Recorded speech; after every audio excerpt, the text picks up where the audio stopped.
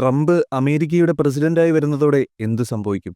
എന്തായാലും കാനഡയും ചൈനയും അടക്കമുള്ള രാജ്യങ്ങൾക്ക് ഒരു പണി ഉറപ്പാണ്.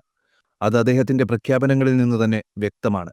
പക്ഷേ ഇവിടെ ഒരു കോട്ടവും സംഭവിക്കാതെ മുന്നോട്ടു പോകുന്ന ഏക രാജ്യമുണ്ടെങ്കിൽ അത് ഇന്ത്യ മാത്രമായിരിക്കും.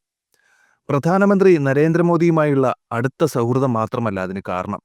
പൊതുവെ കച്ചവടക്കാരനായി അറിയപ്പെടുന്ന ട്രംപ് തന്റെയും രാഷ്ട്രത്തിന്റെയും കൂട്ടാളികളുടെയും വിപണി നിലനിർത്താൻ എന്ത് വിട്ടുവീഴ്ചയ്ക്കും തയ്യാറാകുന്നയാളാണ്. ഉറ്റ ചങ്ങാതിയായ ഇലോൺ മസ്കിന്റെ ടെക് ബുദ്ധിയാകട്ടെ ഇനി ഏറ്റവും കൂടുതൽ ഉപയോഗിക്കപ്പെടാൻ പോകുന്നത് ഇന്ത്യയിലായിരിക്കും.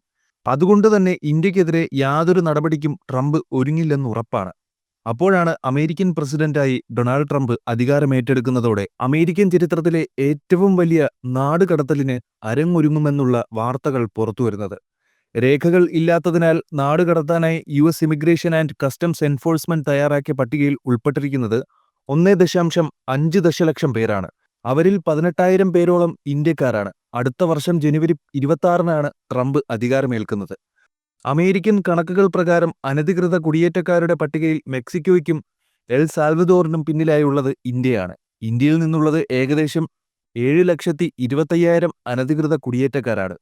കഴിഞ്ഞ ഒക്ടോബർ 22-ന് ചാർട്ടേഡ് വിമാനം ഉപയോഗിച്ചാണ് ഇന്ത്യൻ കുടിയേറ്റക്കാരെ US നാടുകടത്തിയത്. ഇന്ത്യൻ സർക്കാരിന്റെ സഹകരണത്തോടെയായിരുന്നു ഇത്.